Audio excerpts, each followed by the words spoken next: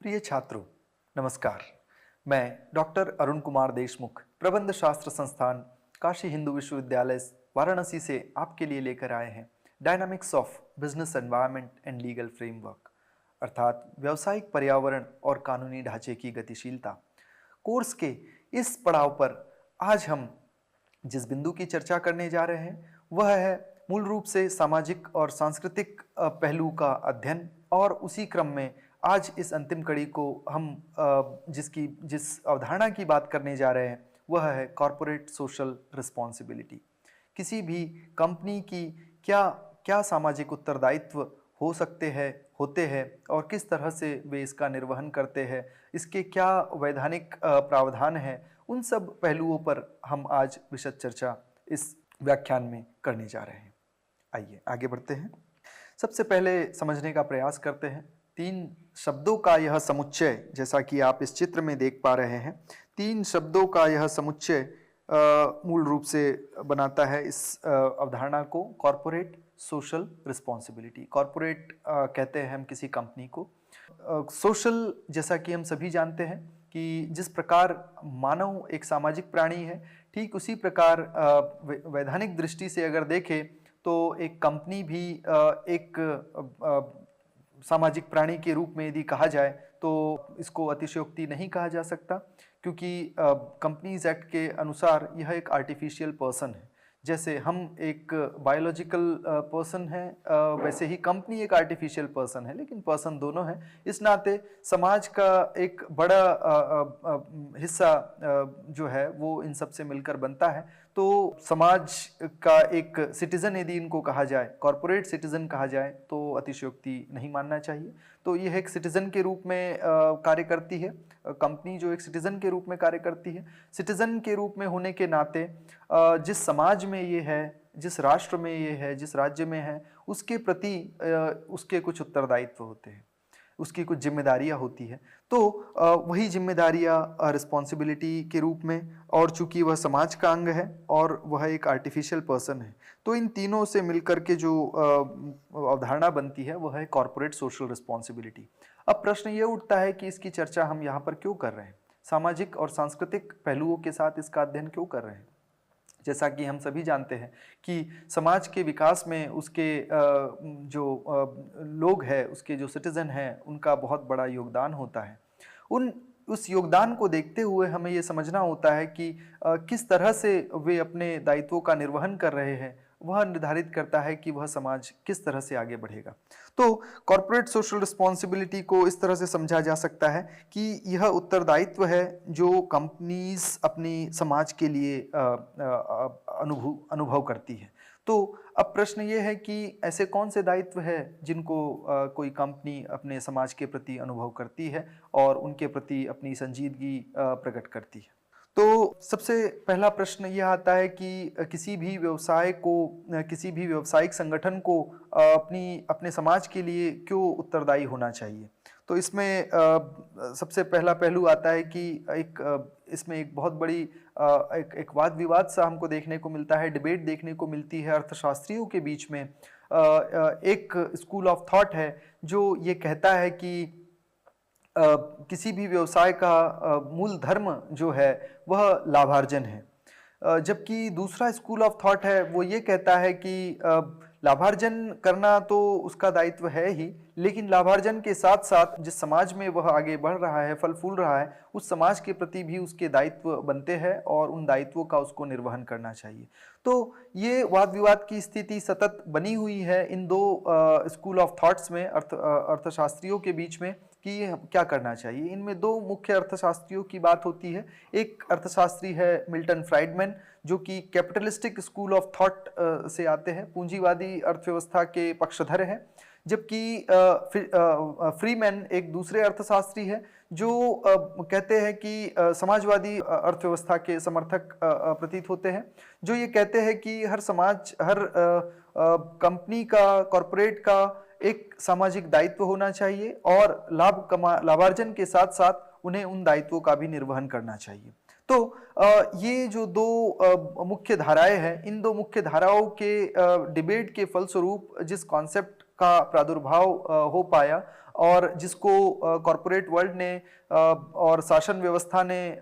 इसको स्वीकार किया, अंगीकार किया। उस कॉन्सेप्ट को कॉरपोरेट सोशल रिस्पॉन्सिबिलिटी का नाम दिया गया कि कोई व्यवसाय किस तरह से समाज के प्रति अपने उत्तरदायित्वों का निर्वहन करेगा, उसकी बात जो करता है वो कॉरपोरेट सोशल रिस्पॉन्सिबिलिटी कहता है। तो जैसा हम देखते हैं कि व्यवसाय को क्यों कॉर्पोरेट सोशल रिस्पॉन्सिबिलिटी में एंगेज होना चाहिए, तो सबसे पहली बात आती है कि कुछ हेल्थ रिस्क है जो हर बिजनेस के द्वारा जो उसके स्टेक होल्डर्स के प्रति बनते हैं। उदाहरण के लिए यदि कोल एक्सट्रैक्शन की कोई कंपनी है जो खदानों में से कोयला निकाल रही है, तो उसमें कार्य करने वाले कर्मचारियों का जीवन रिस्क पर होता है। यदि खदान धसक जाए तो कई लोगों की जान जा सकती है, और ये तो एक बड़ा पहलू हो गया। इसके और दूसरे पहलुओं की बात करें कि सतत उस क्षेत्र में कार्य करने से उनके स्वास्थ्य पर बुरा प्रभाव पड़ता है, उनकी जीवन प्रत्याशा कम होती है, उनके स्वास्थ्य शिथिल होता है। तो इस तरह के हेल्थ रिस्क एक बिजनेस से उसके कर्मचारियों को, और कर्मचारियों के साथ साथ जो प्रदूषण सतत फैल रहा है, उस प्रदूषण से वहाँ के रहने वाले रहवासी लोगों के जो स्वास्थ्य पर बुरा असर पड़ रहा है। तो ये कहीं ना कहीं हेल्थ रिस्क है जो कॉर्पोरेट सोशल रिस्पॉन्सिबिलिटी की बात को बल देते हैं कि क्यों व्यवसाय को इस तरह के उत्तरदायित्व का वहन करना चाहिए। ठीक इसी तरह से बात करते हैं वर्किंग कंडीशंस की, हमने खदानों की बात की। इसी तरह से अन्य कई उद्योग है, रासायनिक उद्योग है, जहां पर सतत कार्य करने से लोगों के जीवन प्रत्याशा पे प्रभाव पड़ता है, उनकी आयु कम होती है, उनमें उन्हें कई तरह की बीमारियों का खतरा बढ़ जाता है। तो इसको ध्यान में रखते हुए भी उनका दायित्व बनता है कि वो उसको कम करने का प्रयास करे, और कम करने के साथ साथ कुछ ऐसे कार्य करे जिससे कि उसको ठीक किया जा सके। ठीक इसी तरह से हम बात करते हैं कि किस तरह से वायु प्रदूषण बढ़ रहा है फैक्ट्रीज और तमाम तरह के उद्योग धंधों की वजह से। तो व्यवसाय का कार्य है कि उसको मिटिगेट करने के लिए क्या किया जा सके। ठीक इसी तरह से हमने चमड़ा उद्योग के बारे में देखते हैं। कानपुर एक शहर है जहां पर एक बहुत बड़ा टैनरीज का उद्योग फलता फूलता दिखाई पड़ता है, और हम पाते हैं कि वाटर ट्रीटमेंट, बहुत लंबे समय तक वाटर ट्रीटमेंट किए बिना ही वो टैनरीज अपने जो औद्योगिक अवशेष है उनको हमारी राष्ट्रीय नदी गंगा जी में प्रवाहित कर देते हैं। तो इससे हम समझ सकते हैं कि किस तरह से जल प्रदूषण हो रहा है, और जल प्रदूषण से वाटर बॉडीज में रहने वाले सारे जीवों के लिए संकट की स्थिति बनी हुई है, पेयजल की समस्या बनी हुई है। तो इसी तरह से जो डिफॉरेस्टेशन हमको देखने को मिल रहा है, व्यवसाय स्थापित करने के लिए कई पेड़ों को काटा जा रहा है। हाल ही में हैदराबाद में एक बहुत बड़े जंगल का सफाया होने जा रहा है औद्योगिक इकाइयों को स्थापित करने के लिए, और भी तमाम जगहों पे हमने इस तरह की घटनाओं को देखा। तो उससे लगता है कि कितना बड़ा पर्यावरण का नुकसान ये कर रहे हैं, और उसके दूरगामी परिणाम मानव समाज को भुगतने होंगे यदि समय रहते इसको हम न चेते और इसको न ठीक किया गया। और इसी तरह से सॉइल डिग्रेडेशन, मृदा अपरदन हो रहा है, इसी तरह से मृदा का प्रदूषण हो रहा है। तो लगातार फर्टिलाइजर्स के प्रयोग से, केमिकल्स के प्रयोग से हम देख रहे हैं कि किस तरह से पर्यावरण की स्थिति भयावह सी बनी हुई है। ग्लोबल वार्मिंग की हम बात करते हैं, और तमाम तरह के संकट जो हम आए दिन देख रहे हैं, मौसमों का विपर्य, ऋतुओं का विपर्य, मौसमों का परिवर्तन, असमय बरसात, असमय सूखा, और इस तरह की स्थितियां जो बन रही है, कहीं ना कहीं इसके पीछे व्यक्तिगत जिम्मेदारी से अधिक व्यवसायों की जिम्मेदारी होती है, क्योंकि वे अधिक से अधिक संसाधनों को प्रकृति से प्राप्त करते हैं, और उसका पुनर्भरण तो हम नहीं कर सकते, लेकिन उसको बेहतर कैसे बना सकते हैं उस दिशा में कार्य करने के लिए ये आवश्यक हो जाता है कि वे अपने सामाजिक दायित्वों को समझें और आगे बढ़ें। तो इसके आशय को यदि हम समझने का प्रयास करें तो कहा जा सकता है कि व्यवसायों को इस तरह से ऑपरेट करना चाहिए, उसका संचालन कुछ इस तरह से करना चाहिए जिससे कि समाज भी लाभान्वित हो और जो उसके शेयर होल्डर्स, स्टेक होल्डर्स है, वे भी लाभान्वित हो। तो जब हम बात करते हैं कि जब कोई कंपनी कॉर्पोरेट सोशल रिस्पॉन्सिबिलिटी को अंगीकार करती है, तो मूल रूप से ऐसी पॉलिसीज को अपनाती है, उनको प्रोत्साहित करती है जो समाज के बेहतरी के लिए कार्य करते हो, और पर्यावरण पर अपने पड़ने वाले प्रभाव को कम करने का प्रयास करते हो। ठीक इसी तरह से कंपनीज को बहुत रिस्पॉन्सिबली अपने कार्यों को करना चाहिए, बड़े जिम्मेदाराना तरीके से अपने कार्यों को करना चाहिए, जिसमें वॉलंटियरिंग को, स्वयं सेवकत्व के भाव को बढ़ाना। ठीक इसी तरह से पर्यावरण में सकारात्मक परिवर्तन लाना। यहाँ जब हम पर्यावरण की बात कर रहे हैं तो हम मूल रूप से नैसर्गिक या प्राकृतिक पर्यावरण की बात कर रहे हैं। ठीक इसी तरह से engaging in ethical labour practices की, उदाहरण के लिए बाल मजदूरों को न रखना, और केवल न रखना बल्कि जिनको हमने रखा हुआ है उनके हर तरह के हितों को ध्यान में रखना। ठीक इसी तरह से समाज के कल्याण के लिए चैरिटेबल गिविंग्स पे भी कार्य करना। और इसी तरह से जब हम आगे देखते हैं कि एक स्टेक होल्डर में कंज्यूमर भी होते हैं उनके, तो उनके लिए जो वो गुड्स एंड सर्विसेज बना रहे हैं वो बड़े रिस्पॉन्सिबली बनाएं और ये अपनी जिम्मेदारियों का निर्वहन करते हुए लाभ भी अर्जन करें। ठीक इसी तरह से कई सारे आलोचक हैं जो ये कहते हैं कि जिनकी बातें कहीं ना कहीं विरोधाभासी जान पड़ती है कि किस तरह से बिजनेसेस के मेन उद्देश्य को डाइवर्ट करने का प्रयास किया जा रहा है कॉर्पोरेट सोशल रिस्पॉन्सिबिलिटी के द्वारा, तो उसको भी हमें समझने की आवश्यकता है। अब अगर हम डेफिनेशन की बात करें, इसकी परिभाषा की बात करें जो इसको एक परिधि में बांधती है कि कॉर्पोरेट सोशल रिस्पॉन्सिबिलिटी है क्या, तो मूल रूप से यह एक कमिटमेंट है, यह एक प्रतिबद्धता है कम्युनिटी को की बेहतरी के लिए, और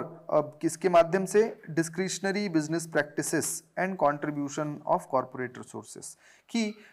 जो विवेक सम्मत जो बिजनेस प्रैक्टिसेस है और उनका योगदान कॉर्पोरेट रिसोर्सेस के रूप में, कि जो उनके संसाधन हैं किस तरह से वो समाज के कल्याण के लिए और अन्य कल्याणकारी कार्यों के लिए नियोजित करते हैं, तो ये मूल रूप से कॉर्पोरेट सोशल रिस्पॉन्सिबिलिटी की बात करता है। World business council for business development WBCD ने इसको 1999 में परिभाषित करने का प्रयास किया, जो ये कहता है कि कॉर्पोरेट सोशल रिस्पॉन्सिबिलिटी एक सतत चलने वाला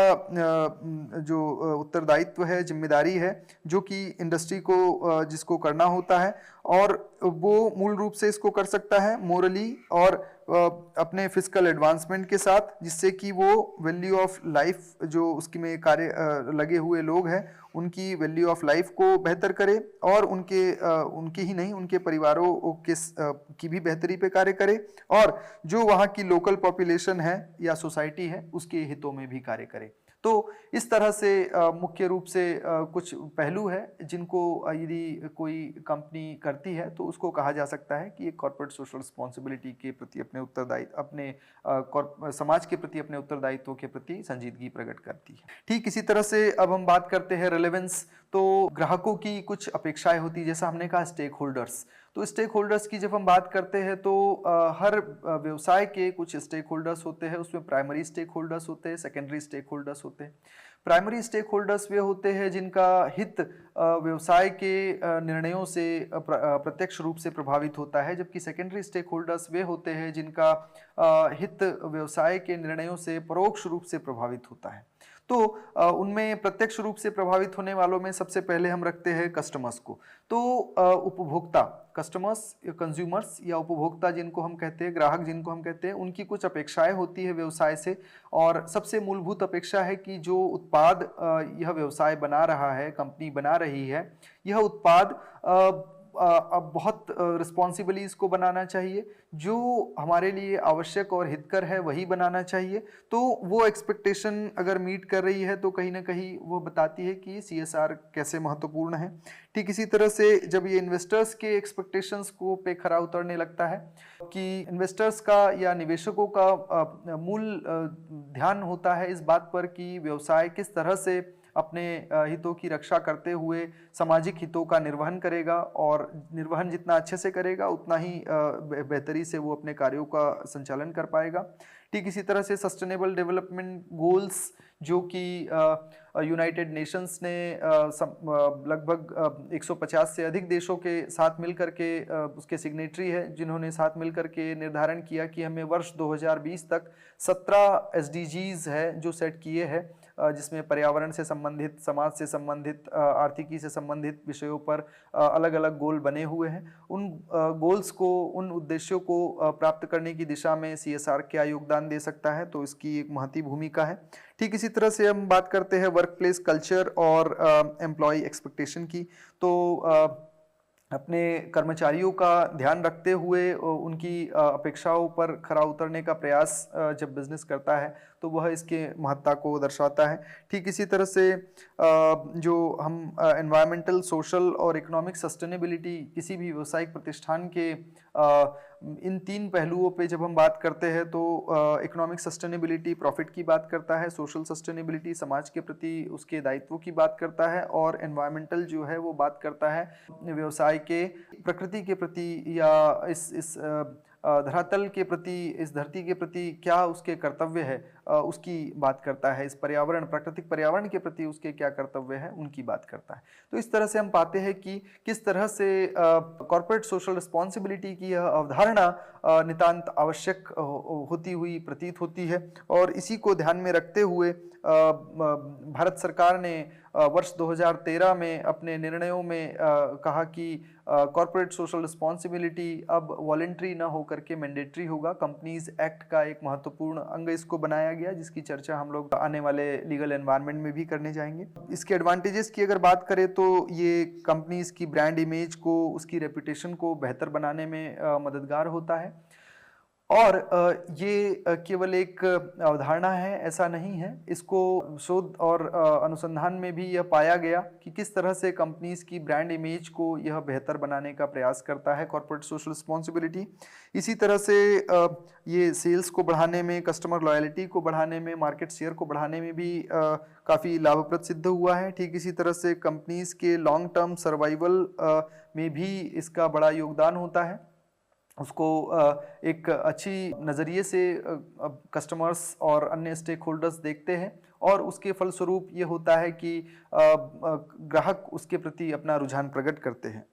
ठीक इसी तरह से इनकी जो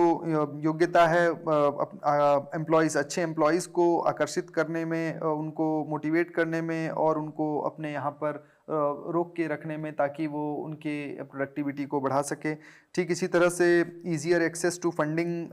में भी ये लाभदायक होता है। जो बिजनेस सीएसआर में रिस्पॉन्सिबली इन्वेस्ट करते हैं, अकाउंटेबिलिटी शो करते हैं, उत्तरदायित्व अपना दिखाते हैं, उनको जो फंडिंग मिलती है वह उनकी तुलना में अधिक होती है जो कि यहाँ पर अपनी रिस्पॉन्सिबिलिटी कम दिखाते हैं। ठीक इसी तरह से सस्टेनेबल किसी भी राष्ट्र के धारणीय विकास या संपोष्य विकास की अगर बात करें, सस्टेनेबल डेवलपमेंट की बात करें, तो उसमें इसका बहुत बड़ा योगदान होता है और हो सकता है। इवोल्यूशन की अगर बात करें तो किस तरह से सन 1950 से लेकर के वर्तमान तक यह कॉन्सेप्ट आगे बढ़ा, तो हम पाते हैं कि किस तरह से पहले कंपनीज चैरिटेबल एक्टिविटीज़ के माध्यम से, कॉर्पोरेट फिलंथ्रोपी के माध्यम से अपने सामाजिक उत्तरदायित्वों का निर्वहन करती हुई दिखाई पड़ती थी, जो कि आज की तारीख में केवल फिलंथ्रोपी तक सीमित नहीं रह गया है, बल्कि एक स्ट्रेटेजिक और सस्टेनेबल सीएसआर के रूप में इसने अपनी प्रतिष्ठा प्राप्त की है। इसी तरह से अगर हम देखें तो साहित्य में भी इसको अच्छी प्रतिष्ठा मिली और वैल्यू क्रिएशन के रूप में इसको देखा गया हाल ही में। इससे पहले फाइनेंशियल और सोशल बेनिफिट के रूप में देखा गया। स्टेक होल्डर मॉडल जो फ्रीमैन ने प्रस्तुत किया 1984 में, वहाँ पर स्टेक होल्डर्स के लिए किस तरह से लाभकारी हो सकता है उस पर बात हुई। ठीक इसी तरह से CED के 3 कंसेंट्रिक सर्कल और तमाम तरह की अवधारणाओं पर प्रकाश डाला गया। इसके विकास की बात करें तो बिजनेस एथिक्स या व्यावसायिक नीति के रूप में इसकी प्रतिष्ठा 1920 इंडस्ट्रियल रिवॉल्यूशन के बाद देखने को मिली। ठीक इसी तरह से बिजनेस फिलैंथ्रोपी से आगे बढ़ते हुए सोशल रिस्पॉन्सिबिलिटी, और फिर वर्ष 1960 में इसको कॉर्पोरेट सोशल रिस्पॉन्सिबिलिटी के रूप में प्रतिष्ठा मिली। ठीक इसी तरह से स्टेक होल्डर वैल्यू ओरिएंटेशन की बात हुई, फिर कॉर्पोरेट सोशल रिस्पॉन्सिवनेस की बात हुई, और आज वर्तमान में जो बात हो रही है मूल रूप से ट्रिपल बॉटम लाइन की बात हो रही है, जिसमें हम 3P की बात करते हैं। 3P में पहला P है प्रॉफिट, किसी भी कंपनी को सर्वाइवल के लिए प्रॉफिट आवश्यक है। दूसरे P की जो हम बात करते हैं वह है पीपल की, उसके जो स्टेक होल्डर्स है, उसके जो कर्मचारी है, जो उससे संबंधित है, उसको उनका ध्यान रखना चाहिए। ठीक इसी तरह से जो अगला P है जिसको हम कहते हैं प्लैनेट, तो सोशल रिस्पॉन्सिबिलिटी के तहत इन तीनों पीस की चर्चा मूल रूप से की जाती है, जिसको हम ट्रिपल बॉटम लाइन कहते हैं। तो यह एक महत्वपूर्ण बिंदु है। हिस्ट्री की बात करें तो एडॉप्शन ऑफ किस तरह से इसको 5 ईयर प्लान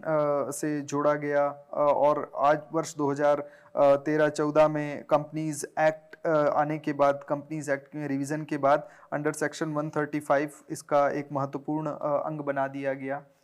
CSR को। तो CSR प्रोविजंस की अगर बात करें तो 1 अप्रैल 2014 को इसको लीगली बाइंडिंग बना दिया गया कि कुछ कंपनीज जो उस थ्रेशोल्ड को मीट करती है, सेक्शन 135 कंपनीज एक्ट के सेक्शन 135 के अनुसार कॉर्पोरेट सोशल रिस्पॉन्सिबिलिटी रूल्स 2014 और शेड्यूल 7 जो इस लिस्ट को बताता है, तो कंपनीज के लिए इसको लीगली बाइंडिंग बना दिया गया, वैधानिक रूप से बाध्यता निर्मित कर दी गई कि उनको ये करना ही होगा। अब मूल रूप से बाध्यता किनके लिए है, किनको कॉर्पोरेट सोशल रिस्पॉन्सिबिलिटी करना ही होगा, तो मूल रूप से 2% अपने जो प्रीवियस 3 इयर्स का एवरेज एनुअल प्रॉफिट को CSR पर खर्च करना है। अब किनको करना है, तो ये 3 कंडीशंस बताई गई सेक्शन 135 में कंपनीज एक्ट के। कंपनीज एक्ट 2013 के सेक्शन 135 कहता है कि कंपनी का नेट वर्थ जो है वो 500 करोड़ या इससे अधिक हो, टर्नओवर उसका 1000 करोड़ या उससे अधिक हो, या फिर उसका जो नेट प्रॉफिट है वो 5 करोड़ या उससे अधिक हो। तो ऐसी 3 में से कोई भी एक शर्त पे अगर कोई कंपनी खरी उतरती है तो उसको कॉर्पोरेट सोशल रिस्पॉन्सिबिलिटी की मद पर अपने पिछले 3 वर्षों के लाभ का औसत लाभ का 2% खर्च करना है। और कैसे खर्च करना है, तो उस कंप्लायंस के लिए ट्रिपल बॉटम लाइन के तमाम तरह के पहलू है जिस पे हम लोग चर्चा करेंगे। ठीक इसी तरह से हम बात करते हैं कि ऐसा करने से कोई भी स्पेसिफिक टैक्स एग्जम्पशन या कर में छूट कंपनीज को नहीं दी गई है। और इसी के साथ जो एक कमिटी को कॉन्स्टिट्यूट करना होता है, इसमें